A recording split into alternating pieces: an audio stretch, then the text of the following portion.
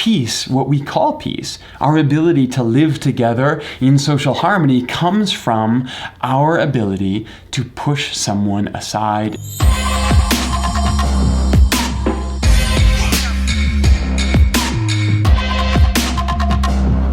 Now, we can't just constantly murder people. We can't just constantly have sacrificial victims and live our world that way. And so eventually these ideas need to become ritualized. And for Girard, this is what religion is.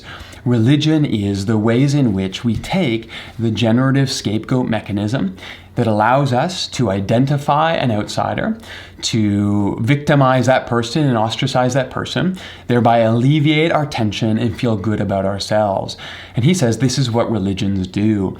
And so Girard begins looking at all kinds of different religious systems across human history, all kinds around the globe, and what he sees is this very similar pattern that happens.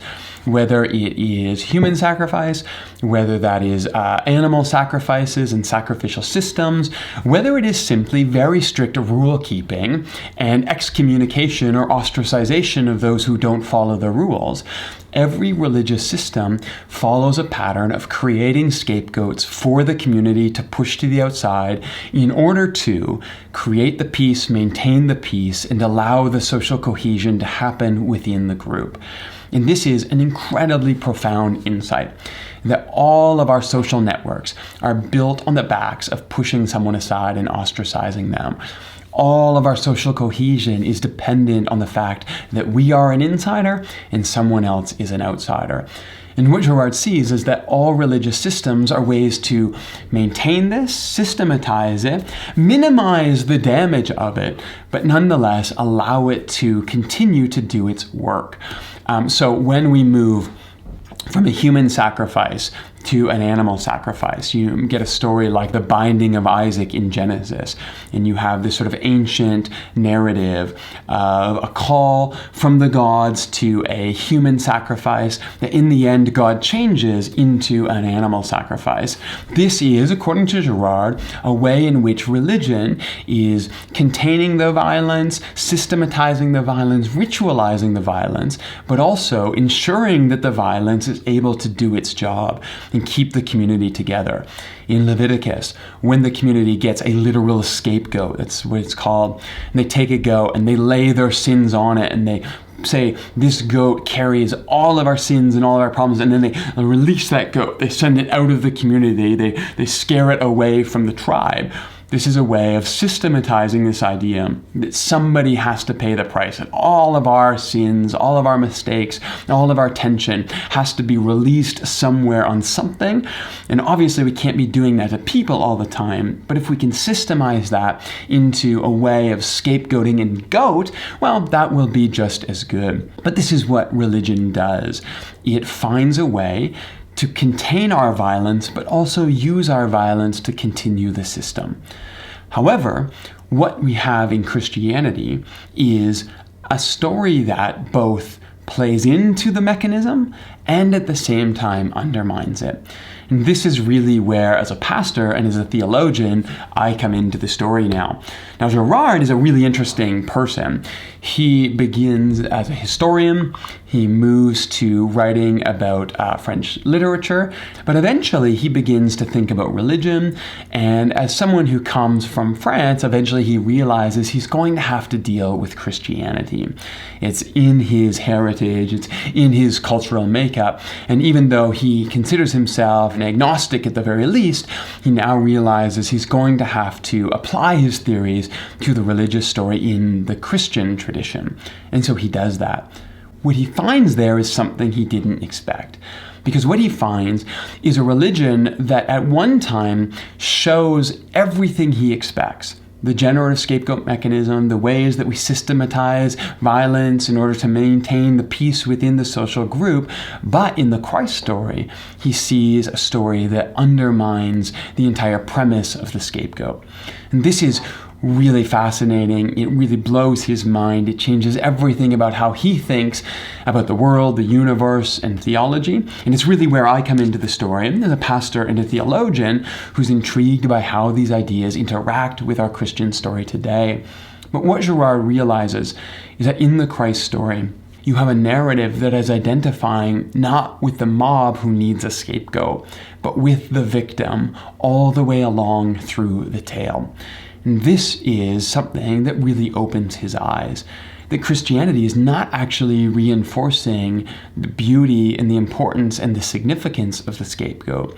It's actually building toward the point where God would release us from our need for an outsider. That Jesus is the one who comes along and says there is no more outsider, and therefore becomes the one that we turn all our violence against. And this is what is so important about Christianity. It's not that Christ is a good sacrifice or a better sacrifice or a perfect sacrifice that finally appeases God. It's the fact that Christianity is God playing into our perceived need for a sacrifice, specifically so that God can undermine it and free us from it. So the Christ comes, and this is where Girard, I think, really is an Orthodox Christian here, because he will say, as we've talked about, that every human being is naturally socialized into a world that needs scapegoats and outsiders. That's our original sin. It's bred into us from the moment we begin to see the world around us and imitate all of the human beings that surround us. And so we all owe a debt to scapegoating. We all owe a debt to violence. There's no way for us to escape that because it's just part of the air that we breathe as soon as we are born into the world. But Christ comes from outside the story. Christ really is the divine man who steps into the story and has absolutely no debt to scapegoating, no debt to violence, no debt to evil, no debt to anything but a very pure desire to imitate the Father. Jesus doesn't need to triangulate desire. Jesus actually desires what his Father shows him. And so when Jesus moves through the world, there is no violence, there is no scapegoating. Jesus doesn't need to push anyone else away. In fact, all of Jesus' parables, all of his teaching are constantly telling us, hey, guys, there is no outsider. And because of that, specifically because Jesus threatens everything that maintains our peace and maintains our social order, unconsciously we become very threatened by him. And so we direct all of our violence and our hatred towards the outsider on the one who tells us that there is no more outsider. And when we scapegoat Jesus, when we direct all of that violence towards God, we are then allowed to enact all of our worst, most violent fantasies out on Jesus. We crucify him, we scapegoat him, the Jews do it, the Romans do it. Specifically in the story, there is no people group, there's no ethnic group, there's no small group of people that you can point to and say they are the villains here. It's literally everyone in the story who turns on Jesus at the climactic moment. Even his disciples turn on Jesus, they abandon Jesus, they scapegoat Jesus in the end. But the narrative doesn't identify with the mob. It identifies with the Christ. It identifies with Jesus in the midst of that. And because of that, Girard's eyes become open and he realizes that Christianity is doing something fundamentally new in the history of the human story. It's telling us that no longer do we need a scapegoat. And this is the really profound thing about the Christian story, because it goes right to the heart of the scapegoat mechanism and it unveils the fatal flaw in the system. That scapegoating only works if you believe in it. You have to actually believe that the person is the problem. If you know that really they're not your enemy, they're not the problem, you're just scapegoating them to make you feel better about yourself, well then the whole thing falls apart like a house of cards. Scapegoating somebody only works if you actually believe that they're the problem. And when Christ comes and tells us, listen, there is no more outsider, and we are able to direct all of our violence and hatred towards him, and we do our worst to him, but in that climactic moment, Jesus does not return hatred to us. Jesus on the cross says, I forgive you. You don't even know what you're doing. It's like our eyes are opened in that moment. And now, not only do we see what we've really done, but we have no recourse to defend it.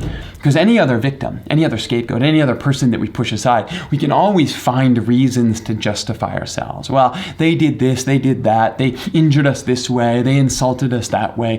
There was some small reason that we can point to justify our violence.